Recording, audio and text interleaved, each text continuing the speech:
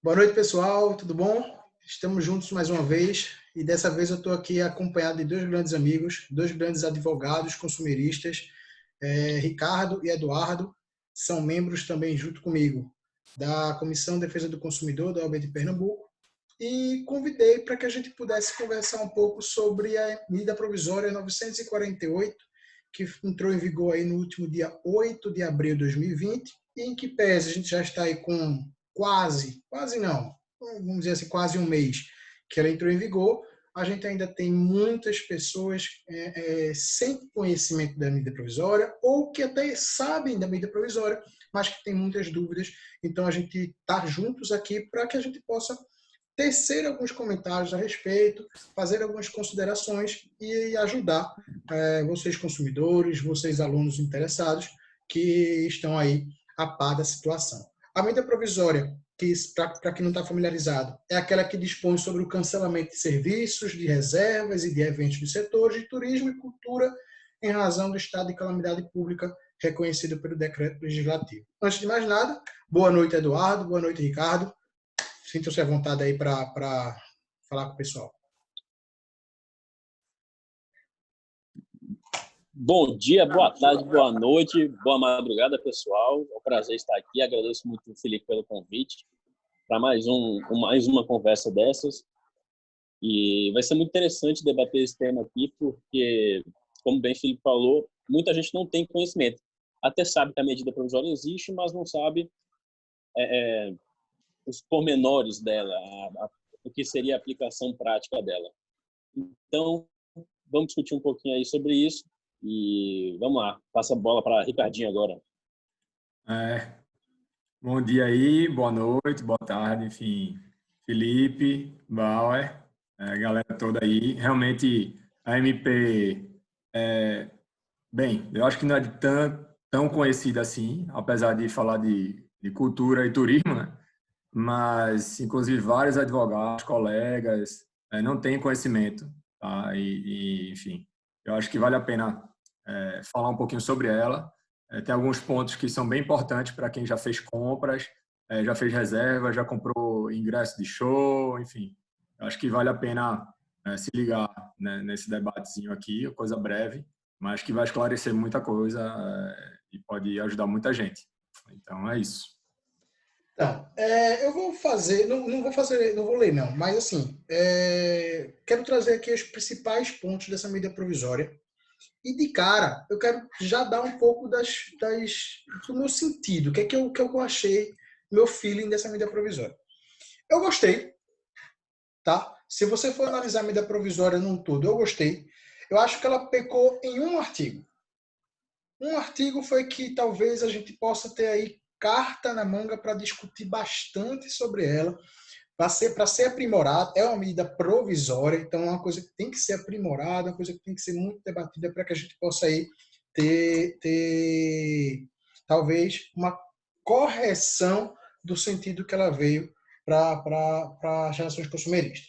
Mas antes da gente chegar nesse ponto, que é o ponto que eu estou querendo falar, que é o artigo 5º, eu queria traçar aqui algumas considerações dos primeiros artigos, né? No artigo 2º, por exemplo, que é onde onde inicia a medida provisória, ela fala sobre as questões de cancelamento de serviços, reservas e eventos, incluindo shows e espetáculos. Então, ela deixa a margem para que o fornecedor, para que as empresas não precisem fazer o reembolso. O que é que ela está dizendo? As empresas fornecedoras destes serviços, elas só farão o reembolso se não atenderem 3 outras medidas. Que medidas são essas? Primeiro, elas precisam deixar a critério do consumidor remarcação dos serviços, reservas e eventos cancelados, disponibilizar crédito para uso ou abatimento na compra de outros serviços, reservas e eventos, ou, não sendo possível esse inciso 1 e esse inciso 2, ela abre aí a possibilidade de qualquer outro acordo formalizado com o consumidor. O que é que vocês acham, primeiro, deste artigo 2º da medida provisória?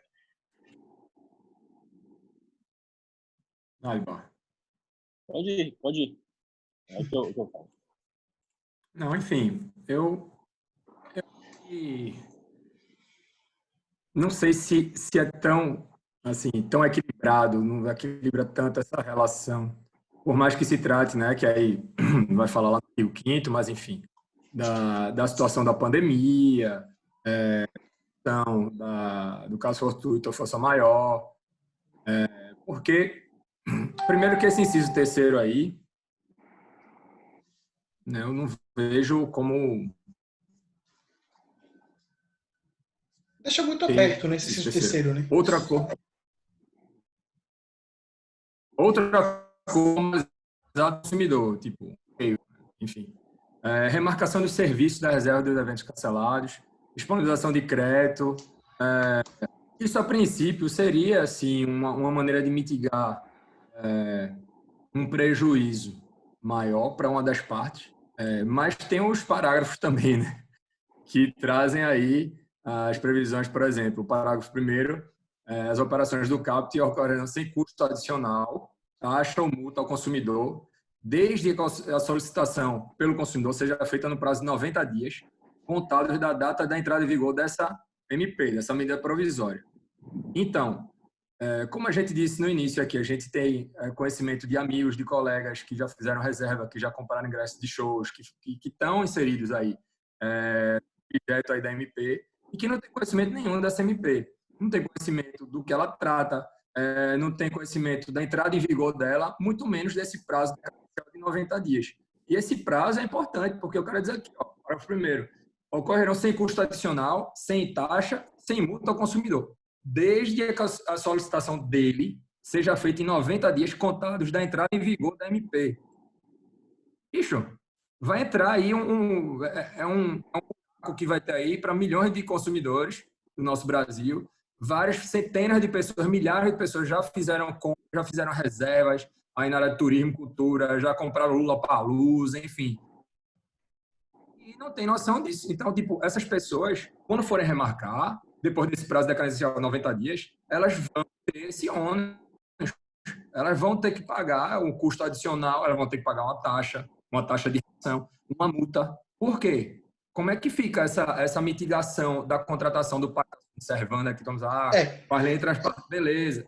A gente vai falar mais na frente, mas assim, eu não vejo como esse parágrafo 1º eu acho que acaba assim prejudicando um pouco o que tem no CAPT e nos incisos, tá? Eu acho que você mitigar essa contratação, obviamente, se todo consumidor tivesse o direito de receber, enfim, todo prestador de serviço tivesse que pagar hoje, todo mundo que fosse, todos os ingressos foram pagos, todas as reservas foram pagas, ia quebrar o setor, muito provavelmente ia quebrar o setor, tá? Assim, eu não acho que é nesse sentido, eu acho que tem que, obviamente, olhar com bom senso, com calma, cada caso, mas eu acho que a sistemática da medida provisória, pelo menos no que a gente está analisando agora no artigo 2º, ela peca um pouco, muito contra o consumidor. Eu acho que pesa bastante. E muito consumidor vai perder esse prazo e vai ter que pagar multa e taxa adicional se quiser remarcar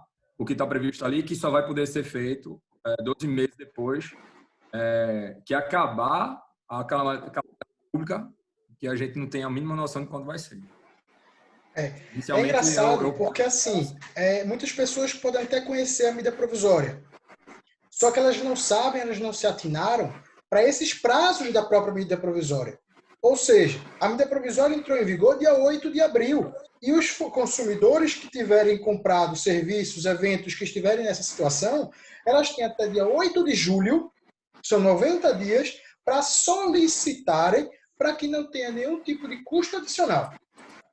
Aí já vem a primeira questão. Ela deixa, se você for analisar o parágrafo 1º, as operações de que trata o CAPT ocorrerão sem custo adicional, taxa ou multa ao consumidor, desde que a solicitação seja efetuada no prazo de 90 dias. Ou seja, o consumidor, ele precisa, se ele não respeitar o prazo de 90 dias, ele vai ter esse ônus para pagar taxa de um serviço que ele não prestou, ele não consumiu aquilo que ele adquiriu por uma outra razão, se é força maior, se é caso fortuito, enfim, a gente vai entrar já. Mas ele vai ter esse ônus? É uma situação que a gente precisa analisar aqui. E outra, a informação, tem outra questão. Né? tem uma questão interessante também, porque esse é o parágrafo primeiro. No parágrafo segundo, esse crédito que ele diz respeito, ele pode ser utilizado em 12 meses, ou seja, ele tem 90 dias, no caso 3 meses, para fazer a solicitação do reembolso ou da disponibilização de crédito, enfim, mas ele tem 12 meses para ter esse dinheiro de volta. Então, ele tem 90 dias aí para poder, em 12 meses, ter, de fato, o seu crédito garantido. E 12 garantido. meses contado da data de encerramento do estado de calamidade. Exatamente. Ainda tem isso. Quando é que vai acabar? Pois é. Vai acabar daqui a 1 mês, a 2 meses, 6 meses, que é 1 ano? Pois é, porque ele faz referência ao decreto legislativo número 6. Só que se o decreto legislativo número 6, a gente não tem a real noção de quando vai acabar esse estado de calamidade. Então, tem que se levar em consideração isso também, né? É outro ônus que o consumidor carrega. Exatamente. Então, principalmente a gente que atua na área, é muito importante divulgar essa questão do prazo de 90 dias. É muito importante porque vai ter muito consumidor prejudicado por isso. Vai ter muito consumidor sendo cobrado multa, sendo cobrado taxa, e chegando lá na frente perguntando, poxa, mas o meu advogado, a minha advogada, eles estão fazendo algo no meio de uma pandemia, como é que eu ia me defender? Você viu que tinha uma MP falando sobre isso? Não vi. E aí, como é que vai ficar a defesa do consumidor num caso desse? É algo que é muito importante que se divulgue, que se trabalhe, porque a gente vê o governo fazendo, no caso foi uma medida provisória, mas qual foi a divulgação que a gente viu disso nas redes oficiais? Vocês viram isso num jornal? Eu realmente não vi isso num jornal de grande circulação, no jornal da mais importante, da maior rede de televisão aqui do país. Eu não cheguei a ver uma matéria sobre essa medida provisória. Então, imaginem a quantidade de consumidor que não tem ciência de que tem um prazo de 3 meses para fazer a solicitação e que só vai vir a receber esse crédito em um período de até 12 meses depois do fim do estado de calamidade pública. Então, é algo que tem que ser muito melhor trabalhado na parte até de divulgação do direito do consumidor. A gente sabe que no direito do consumidor muita coisa é pouco divulgada. A gente sabe porque a gente atua na área, a gente está no ramo há mais tempo, a gente sabe como é que funciona. Mas, como o próprio Ricardo falou, muitos colegas advogados nem conhecem algumas coisas do direito do consumidor, porque muita gente acha que o direito do consumidor é aquilo, é abusivo ou não. Uma cláusula não é isso? Não é só isso, existe todo um panorama por trás e essa questão é muito importante da gente divulgar, falar para os consumidores, olha, vocês têm hoje é o que vocês têm com a legislação, 30 dias do dia até julho, né, que tu falaste, né, Felipe? 8 de julho. Até 8 de julho para fazer. Se dizer, eu tenho uma viagem para Fernando de Noronha marcada, vou ter que fazer um negócio desse nesse período. E tem outro fato, principalmente para a gente aqui em Pernambuco. E como é que fica a aplicação do Código Estadual de Defesa do Consumidor num tempo de pandemia? Ainda existe também essa problemática aí que a gente sabe que no setor de turismo tem muito ônus para o consumidor. Então, é algo que a gente precisa estar muito atento aqui, principalmente no estado de Pernambuco. E esses prazos, né? Eu acho que é bacana esse debate aqui, que a gente não está indo como outros artigos, outras informações e podcasts que a gente já viu, por ser da Comissão de Consumo, de professores renomados e tal, indo muito a fundo na academia, né? O direito, a gente tá essa visão mais objetiva e racional de alertar também, porque isso seria uma função do governo a partir do momento que ele edita o MP10, o presidente, e chega na comissão mista, como a gente estava discutindo aqui, lá no Congresso Nacional, tiveram propostas de emenda de 279 emendas. Numa MP10, eu não tinha nem noção disso, não sei, se for olhar ali, 279 parlamentares falando sobre alguma coisa que poderia ser alterada numa MP de 6 artigos, é porque tem muita coisa envolvendo aí. Então, assim, imagine a complexidade do tema, tá? E a dificuldade que é para o próprio legislador que fez ali e que está debatendo, para a gente que é da área do consumidor e para os consumidores, efetivamente, que não são advogados, que não são da área, que compraram seus shows, que fizeram sua reserva de hotel.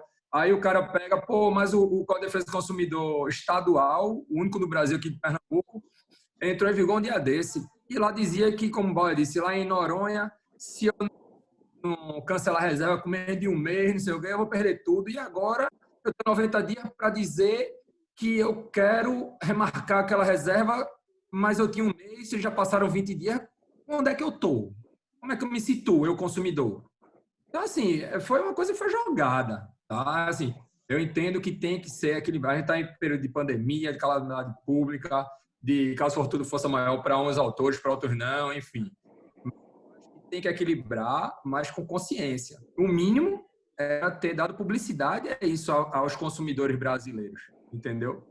Porque todos nós somos consumidores e a gente tem que ter essa informação. Não é a gente da CDC que está fazendo trabalho social. Claro que a gente tem que fazer porque a gente tem esse compromisso, mas o governo que editou essa MP tem que informar, porque senão isso me parece que vai ser uma coisa altamente prejudicial para o consumidor e, assim, está favorecendo muito, por mais que não tenha sido a intenção dos fornecedores, prestadores de serviço, tá? Mas eles vão ser muito favorecidos por essa grande parte da sociedade de consumidores que vai fazer o pedido em 90 dias, porque não tem conhecimento. E vai ter que pagar multa, vai ter que pagar taxa, custo adicional, enfim. Isso até me refere a... Eu não sei se foi Felipe que criou esse termo, se ele viu em algum lugar, que atualmente o consumidor ele é hiper vulnerável. Eu falei isso na nossa live. Na nossa live eu falei sobre isso. Mas eu não sei... Se você é o pai desse termo, o fato é a gente, diante de uma MP dessa, principalmente com esses artigos, a gente vê que, de fato, o consumidor está numa posição hiper vulnerável mesmo, porque se deixar passar esses 90 dias, tá sujeito a pagar uma multa. E na verdade, eu achava o seguinte... Quanto é que vai ser essa multa, não é? Na verdade, eu achava o seguinte... Na situação que a gente está vivendo, o consumidor deveria ser analisado como hipervulnerável. Não só vulnerável, mas hipervulnerável. A medida provisória, no meu sentir, que eu falei aqui no início, que eu achei ela boa de uma maneira geral, porque assim, eu tenho feito uma série de lives ao longo dessa pandemia. Fiz até uma com o Bauer, com o Eduardo Bauer, e a gente falou sobre isso. E eu acho o seguinte, a gente precisa ter um pouco de bom senso e de equilíbrio. A gente nunca viveu uma situação como essa, a gente não tem um precedente que diga, vá por esse caminho que a gente tem aqui, se for por esse caminho vai dar tudo certo. Não tem. Então, é um novo momento e situações como essas, a gente precisa ter cautela. Grandes medidas, tempos extraordinários demandam medidas extraordinárias. A medida provisória cuidou de, além de equilibrar financeiramente os fornecedores e trazer uma segurança aos fornecedores diante desse momento de pandemia, aí é que está. Eu acho que ela tirou o conceito de vulnerabilidade do consumidor. Ela foi boa, por um lado, se a gente olhar para os fornecedores. Mas se você for olhar, por exemplo, estes meandros, estas situações sobre prazos de 90 dias que não foram bem trazidas e bem informadas ao consumidor, a gente está tirando o conceito de vulnerabilidade do consumidor e a gente está colocando nas costas do consumidor um ônus que ele não poderia carregar. Então, por exemplo... Exatamente. Você está transferindo a responsabilidade. Transferindo o risco da atividade para o cara. Exatamente. Aí, Felipe, se você me permite, continuando aqui, só para a gente não ficar no artigo 2º aqui, o terceiro se aplica, dizendo que se aplica aos prestadores de serviços turísticos de sociedades empresárias, né, como eu tinha falado, tipo o artigo 21 lá da lei, né, que fala de meios de hospedagem, agências de turismo, transportadoras turísticas, organizadores de eventos, parques temáticos, acampamentos turísticos, tá? E aí ela fala de cinemas, teatros e plataformas digitais de vendas de ingressos pela internet e online. O artigo 4º, artistas, né, que não tem a obrigação de reembolsar os valores recebidos, né, serviços, cachês, desde que o evento seja remarcado no prazo de 12 meses, novamente nesse caso, contado o encerramento da calamidade pública. Ok. Isso.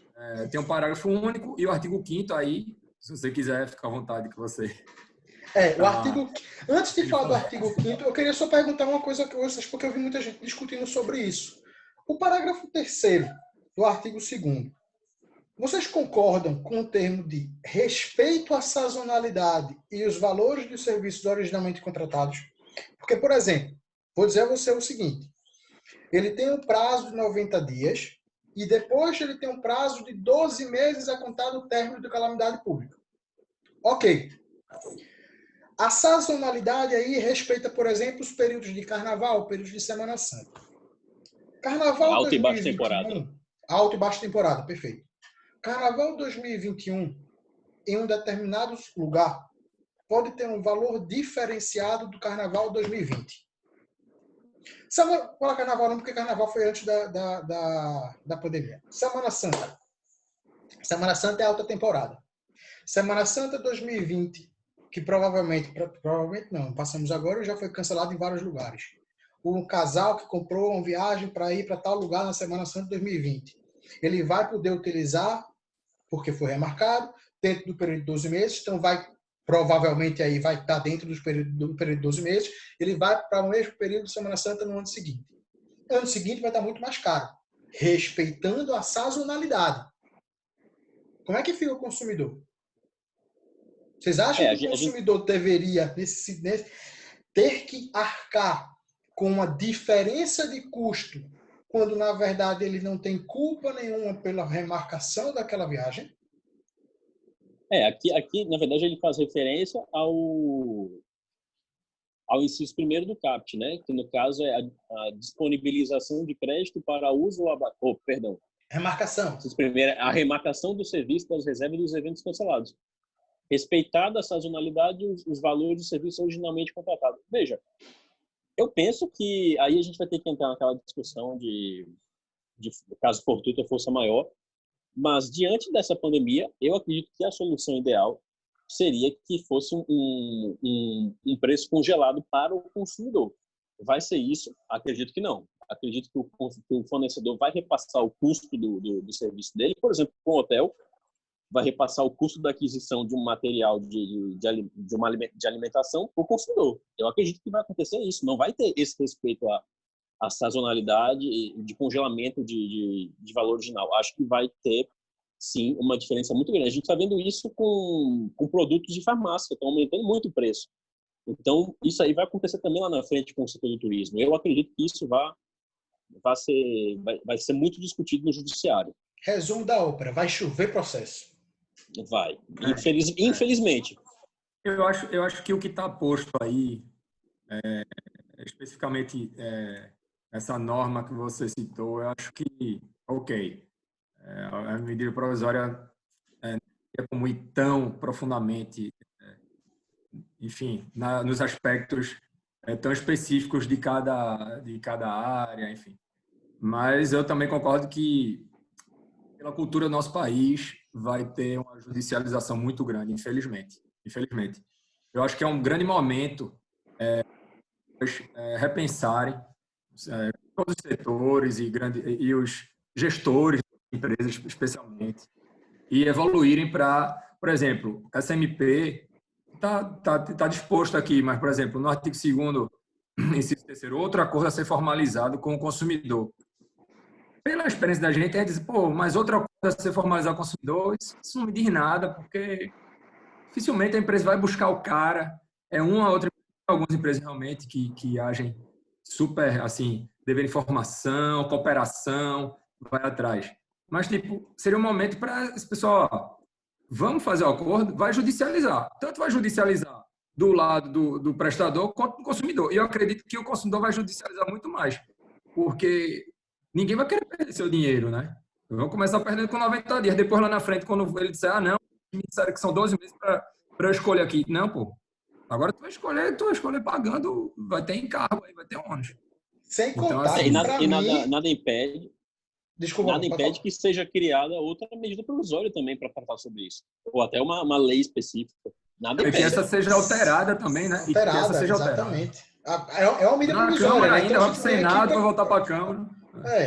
Agora sim, esse inciso 3º que você acabou de falar, Ricardo, outro acordo a ser formalizado com o consumidor, no meu ponto de vista, dá a faca e o queijo na mão do fornecedor. Porque ele fala outro acordo a ser formalizado com o consumidor. Então, o consumidor tipo, parece que tem que aceitar. O fornecedor vai lá, você quer... vai ter que aceitar? Porque se não aceitar, nenhuma das partes aceitar, vem o inciso 1 e 2. E você vai ter que cumprir aquilo, e você vai ter que esperar 12 meses. E se você conseguir entrar nos 90 e disser eu quero isso, depois de 12 meses, depois que acabar a calamidade, você vai poder ter o reembolso, você vai poder reajustar isso aí, remarcar, enfim. Mas eu acho que vou pedir para você ler o artigo 5º aqui, para poder... Vamos embora. Que é o calcanhar daqueles não, né? É o grande calo. É o grande calo aí dessa medida provisória.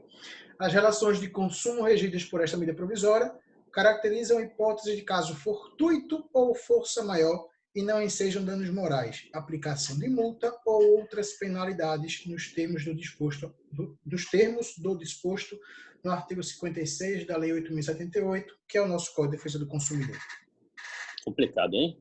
E aí, quais são os comentários que nós falaremos agora sobre essa medida provisória? Sobre primeiro que é muito absurdo, e agora eu falo, Felipe Bezerra Menezes está falando, esse artigo 5º é um completo de um absurdo. Por quê? É muito estranho você tirar não enseja dano moral uma situação dessa. Pô, ok, a gente vai discutir aqui caso fortuito fosse maior, mas não é por isso que não existe dano moral. A gente sabe que tem situações aí que são... O mais absurdo é que a gente está vendo uma medida provisória dizendo que não caberia danos morais, porque nas relações consumeristas dentro do período de pandemia, elas seriam consideradas caso fortuito ou força maior. Se você for para a Constituição Federal, e eu estou falando de Constituição Federal, nós temos a previsibilidade, normatização expressa do dano moral. Então, medida provisória indo de encontro com a Constituição Federal já é o primeiro absurdo. O segundo absurdo, que para mim a gente já até falou nessa live aqui, a gente está colocando nas costas do consumidor uma responsabilidade que não é dele. Toda aquela conceituação que a gente aprende, que a gente ensina nas faculdades, que a gente ensina para os nossos alunos sobre o consumidor vulnerável, sobre a responsabilização objetiva dos fornecedores, está caindo por terra. Porque se a gente considerar aqui que existe caso fortuito ou força maior para as relações de consumo relacionadas à pandemia, a gente está dizendo que não existe responsabilidade objetiva, no meu entendimento. Eles não estão reembolsando, eles não têm dano moral. Então, o que ficou para o consumidor? Qual é a situação que a gente vai deixar para o consumidor? Então, para mim, esse artigo 5º foi a grande banana nessa medida provisória número 948. Eu acho assim, é uma questão área bem grande, assim, alguns juristas falando que seria, como a gente está falando no começo. Aqui a gente entra numa questão mais técnica, mas que seria a pandemia, um caso de força maior, um caso fortuito ou força maior. Outros dizendo que não seria o caso, tá? Por exemplo, argumentando que não seria força maior, mas, de toda forma, o artigo 5º ele fala por ele mesmo, na medida provisória, que caracteriza a hipótese de caso fortuito fosse maior e não seja dano moral, aplicação de multa e outras penalidades. E o artigo 56, lá do CTC, que fala dessas penalidades administrativas aí. Mas, enfim, é difícil, porque o cara chega assim e mata uma questão doutrinária e legislativa, legal, no caso, dizendo que é. Mas, por exemplo, tem autor que fala que não se justifica porque a impossibilidade da prestação é passageira. Então, a força maior não teria aplicação. Eu acho engraçado. É passageira. Então, só na aplicação, se é ou não força maior, ou caso fortuito, ou a diferença dos institutos, a eficácia seria a mesma nessa situação de calamidade pública, então não haveria, em tese, assim, acho que a maioria dos que escrevem sobre o tema não faria essa distinção, mas tem a distinção de aplicação ou não, para a gente ver, enfim, se seriam cabíveis danos morais, perdas e danos.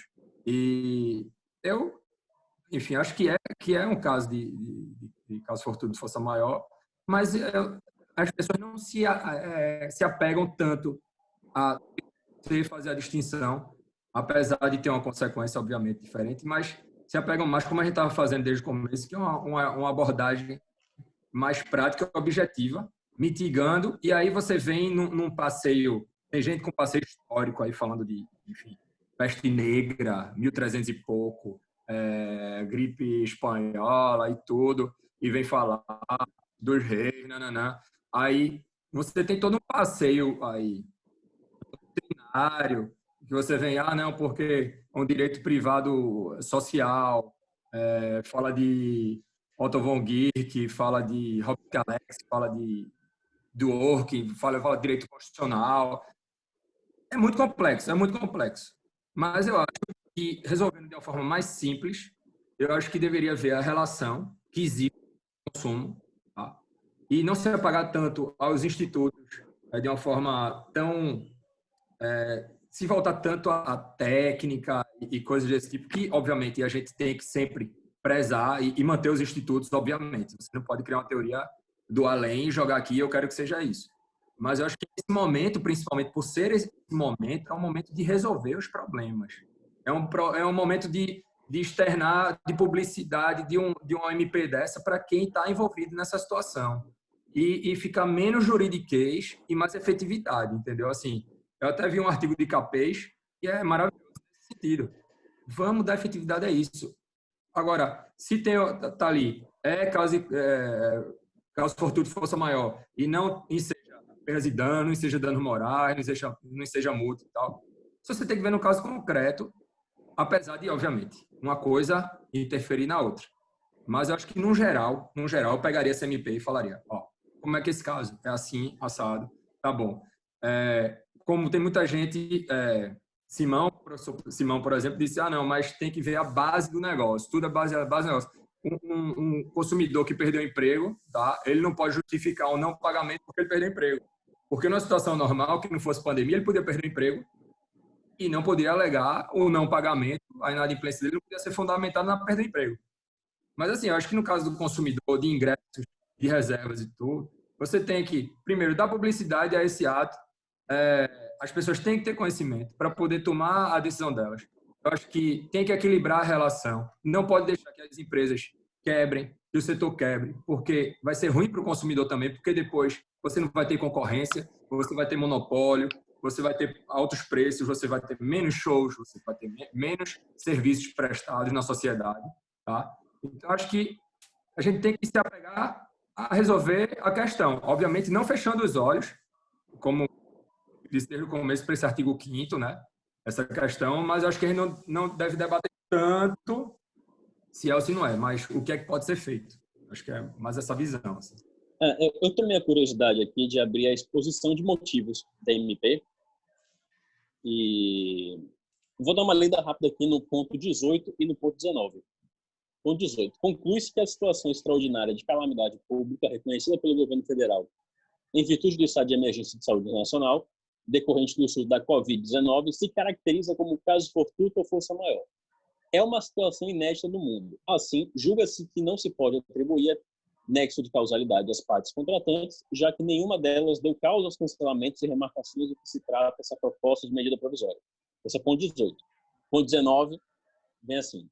Fica evidente, portanto, que a proposta de MP ora analisada foi concebida como forma de minimizar os efeitos negativos causados nas cadeias produtivas do turismo e da cultura, relacionados ao estado de emergência de saúde internacional decorrente do surto da Covid-19 e fazer com que esses setores voltem a crescer após o fim da situação excepcional, fortalecendo a economia e gerando emprego e renda para o país. Esses são os pontos 18 e 19 da exposição de motivos da MP, pode ser acessada pela própria MP. É interessante dar uma lida nesse documento, porque você acaba contextualizando o motivo dessa criação. E aí, o que vocês acham dessa questão de... justamente que a gente volta aí para o que o Felipe falou no início do debate, é uma situação inédita do mundo. Mas e aí, como é que vocês julgam essa parte que ele fala aqui, concebida como forma de minimizar os efeitos negativos causados nas cadeias de turismo e cultura? Porque ele voltou a olhar apenas para os fornecedores. Ele está preocupado que as empresas não fechem, ele está preocupado com a economia, mas ele não deixou de da preocupação com os consumidores. Ele jogou nas costas do consumidor a responsabilidade que, pelo Código de Defesa do Consumidor, não é dele. Então, a gente está tendo, nessa situação de pandemia, a gente está esquecendo um pouco toda a legislação do Código de Defesa do Consumidor e a gente está vendo aqui uma nova nos contratos, nas relações contratuais, nas relações consumeristas. Ponto.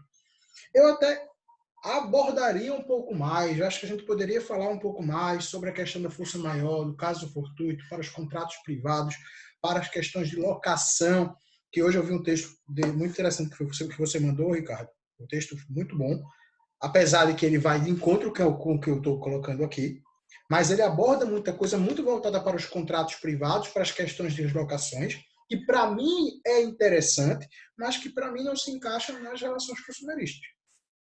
Então, acho que é isso que fundamenta o que Bauer acabou de ler. O olhar muito mais voltado para a economia, um olhar muito mais voltado para as empresas, para os fornecedores e talvez aí deixou de olhar um pouco para o consumidor. Eu fiz uma live com um grande amigo meu, Giovanni Moraes, que eu disse a ele que a gente estava estimando no Brasil um número nunca visto antes de inadimplentes. Um número nunca visto antes de consumidores que não conseguirão ter crédito na praça para movimentar a economia. Então, você vem com uma medida provisória dessa, que tira direitos do consumidor, é mais um estímulo para um consumidor que não tenha condições de movimentar a economia. Então, assim, a gente precisa, a palavra-chave é coronavírus, economia, coronavírus, economia, coronavírus, economia. Mas a gente precisa trabalhar com a economia, voltando um pouco os olhares para o consumidor e não tirando dele os direitos que ele tem no Código de Defesa do Consumidor. A medida provisória, ao meu sentir, ela afasta um pouco esses direitos e aí está a razão que você acabou de ter. Os olhares muito mais voltados para as economias, para a economia e para as empresas. Ricardinho. Eu acho que toda construção é possível de ser feita. Eu também, o que o Felipe falou, esse artigo que a gente passou aí, que compartilhou, teve um enfoque um pouco na MP, que a gente está tratando, mas efetivamente também falou de direito privado. E a gente tem que lembrar que o consumidor, assim, não pode ser tratado como essa relação de direito privado que eles ficam falando de locação, de, enfim, outros temas, contrato seguro, aí em live falando dessa questão da MP também junto, tudo junto. E aí você não vê a diferenciação desse vulnerável, né? Uma situação inerente ao consumidor, todos nós somos consumidores, somos vulneráveis. A hipervulnerabilidade, que são dos idosos, dos deficientes e tal. Não sei, também não sei se o fato de considerar hipervulnerável outros consumidores, além do grupo de hipervulnerável, já é considerado, pela questão da pandemia, faria alguma diferença prática.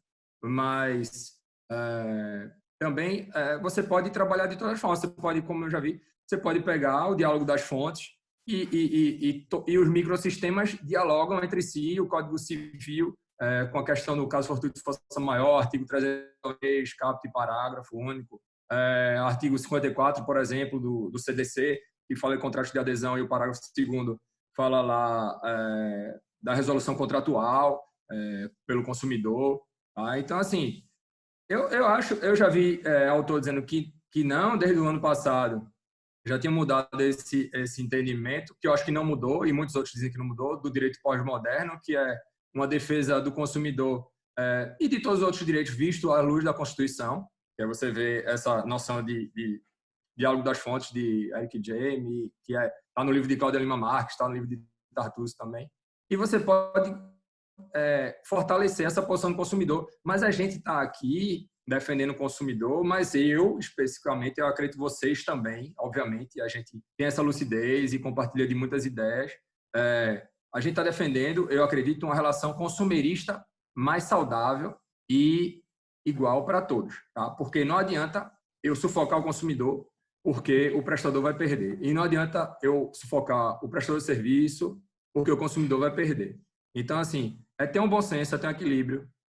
Tem como, dentro do ordenamento jurídico dos microsistemas, as normas se dialogarem e chegar a um ponto de equilíbrio, tá? Só que a MP foi feita uma coisa assim, no aborto ali, enfim, e que saiu assim e que ele está botando o artigo 5º ali, como se nada, e o segundo, ele está botando esses prazos para reembolso, para remarcação de 12 meses após o fim da pandemia, que eu não sei se seria o ideal, tá? Eu acho que poderia ter um prazo melhor, uma coisa de 50%, ou ter um pagamento de 50% agora para o consumidor e segurar para uns 6 meses depois fazer isso.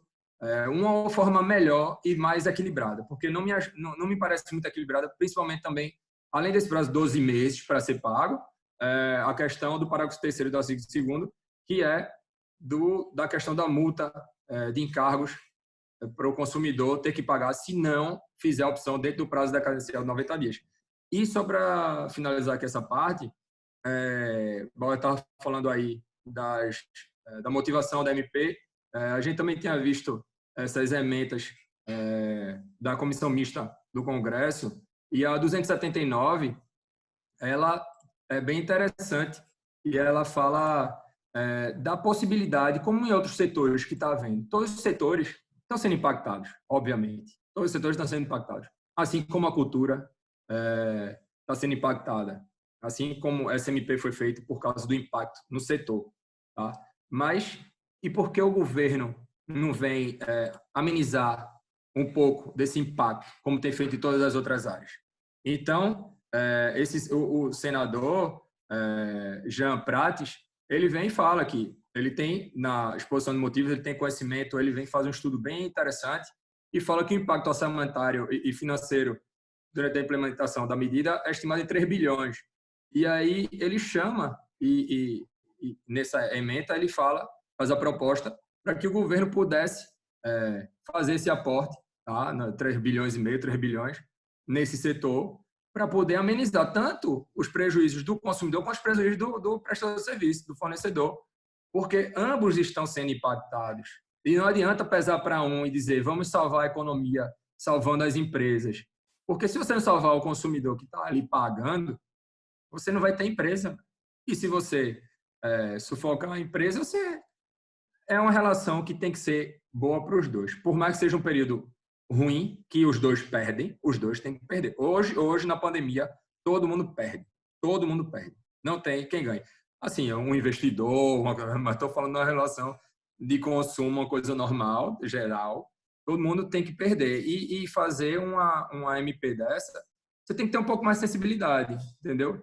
Porque esse 90 dias decadencial, porque você está pressionando tanto o consumidor nisso se você não fez uma publicidade. O cara vai perder e você vai ter que pagar mais lá na frente. Para quê? Por que ele tem que pagar mais lá na frente? Se ele vai ter que esperar 12 meses ainda do final da pandemia. Pô, faz uma coisa mais razoável, dentro da razoabilidade. Uma coisa que seja proporcional. Paguei janeiro, fevereiro por um evento. Eu vou receber, quando acabar a pandemia, quando é que vai ser? Julho do ano que vem, para depois, julho de 2020, eu receber um dinheiro que eu paguei em fevereiro de 2000. Pô, velho, isso não é razoável. Isso não é razoável. Eu não considero isso razoável. Então, é só ser razoável. É só equilibrar, porque os dois têm que sobreviver. Porque um depende do outro. Entendeu? E aí não está nem se levando em consideração...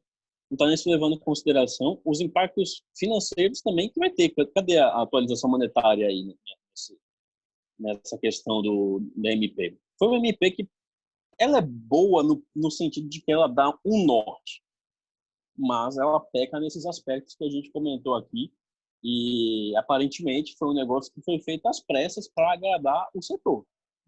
Isso é o que aparenta. Então aí a gente teria que entrar numa discussão política, mas eu acho que não é o foco aqui da discussão. Então eu acredito que isso aí em breve pode vir a mudar, sim, com uma alteração do MP ou até um novo ato do governo. Então, vamos esperar. Mas enquanto isso...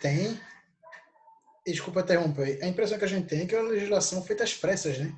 Uma legislação que não trabalhou muito nas questões técnicas e foi feita às pressas para poder tampar um buraco que talvez não tinha buraco. O Código de Defesa do Consumidor dava conta. Vem Só sendo que as o pressas. Código de Defesa do Consumidor poderia prejudicar a parte econômica, a parte das empresas. O problema é que o direito em si, ele não consegue acompanhar na mesma velocidade os fatos que estão acontecendo hoje, porque é sempre muito burocrático, sempre precisa de aprovação de não sei o quê, de tantos, o quórum mínimo, o quórum daquilo, enfim, é muita burocracia para tentar se acompanhar as mudanças que a gente está vivendo nesse período. E que a gente deixe claro que, obviamente, é uma medida provisória, que é feita em caráter de urgência, mas eu estou entendendo o que o Felipe está dizendo, tipo, foi feita às pressas, no sentido de, tipo, você não parou, deu uma olhada no setor, escutou o setor ali, quando o setor chegou, está na exposição de motivos, né? Foi feito... Isso. Obviamente que é urgente, é uma medida provisória. Mas você podia ter uma sensibilidade maior também naquele momento, de olhar e tentar chegar numa coisa razoável. Eu acho que foi às pressas no sentido de, faz assim, vamos resolver esse problema aqui e seguir para o próximo. Beleza. É rápido, é urgente, é MP. Mas assim, vamos para o próximo quando a gente definir uma coisa aqui que não prejudique tanto um lado, né? Vamos olhar aqui, quer fazer um dia? Vamos sentar aqui e vamos ver o que é que é. Cadê a Associação de Defesa do Consumidor? O que você acha? Isso aqui, beleza? Tá, fechou, beleza, vamos. MP, vamos lá. Mas, enfim, é o que tem, não sei se vai ter alteração, apesar de ter 279 emendas aí, da comissão mista, está na Câmara dos Deputados, vai para o Senado, dependendo, vai voltar para a Câmara dos Deputados, e aí a gente vê o que é que vai dar. Mas eu acho que vai ser rápido isso aí, com certeza. Apesar de ter um aí. A gente está se caminhando aqui para o final. Quais são as considerações finais de cada um a respeito dessa medida provisória? O que é que vocês esperam? Acho que o Ricardo acabou de já adiantar, que acredita aí que talvez a gente tenha algumas alterações, né? Temos 279 emendas. Então, quais são as considerações finais de cada um? Vamos lá, vou começar você, Bauer. Então, não vou me alongar aqui, porque a gente foi muito claro aqui no debate, mas eu acredito que vai ter sim uma modificação nesses termos. E, enquanto isso, principalmente a gente que trabalha nesse ramo, precisa divulgar essas informações. Eu acredito que quanto mais informação chegar para o consumidor, melhor. O consumidor vai saber o que fazer com essa informação. Talvez não, talvez tenha que chegar ainda mais clara para ele. Então, eu acho que a gente tem uma missão, eu não digo pelo fato de que a gente faz parte da Comissão de Defesa do Consumidor, mas enquanto profissionais do ramo mesmo, a gente tem uma obrigação até moral de fazer uma divulgação mais assertiva desse tema. Então, minhas considerações finais são basicamente essas. Acredito sim que vai ter uma mudança, mas, enquanto isso, a gente tem que trabalhar numa divulgação dessa medida. Perfeito. Acho que a gente trouxe tudo que tinha para falar. Não vou fazer nenhuma consideração final, porque eu faria, seria redundância do que vocês já falaram. Eu já bati muito nela hoje. Veja como é engraçado. Eu comecei falando que ela era boa. Terminei a live batendo nela. Mas o bom do direito é isso, tá bonito. O bom do direito é isso. Então a gente tem muito que ainda refletir sobre a medida provisória.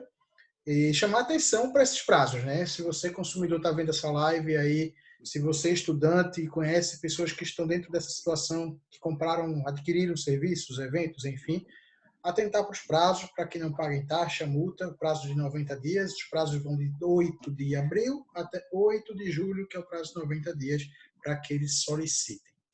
Eu queria agradecer aqui o convite. Desculpa. Só uma dica, tu poderia botar no teu Instagram lá a MP e o prazo, alguma coisa assim, numa publicação lá. Botei hoje. Tá lá já. Botei hoje à tarde, acho que 2 horas da tarde. Botou 90 dias lá. Era a publicação de hoje também, mas acabei não fazendo por conta do horário. Amanhã hoje, eu publico. Ainda que amanhã é dia do trabalhador, né? Botei hoje, mas a gente deveria chamar mais atenção também quando a gente postar esse vídeo. Eu vou postar no YouTube. A gente convocar e falar nas nossas stories, colocar também essa situação. Queria agradecer a participação de vocês mais uma vez, Ricardinho, Eduardo. É um grande prazer estar com vocês, amigos queridos, a gente pela oportunidade, marca depois outras lives para falar sobre outros assuntos, beleza? Beleza. Obrigadão. Valeu, pessoal. Obrigado, valeu, pessoal. Tchau, tchau.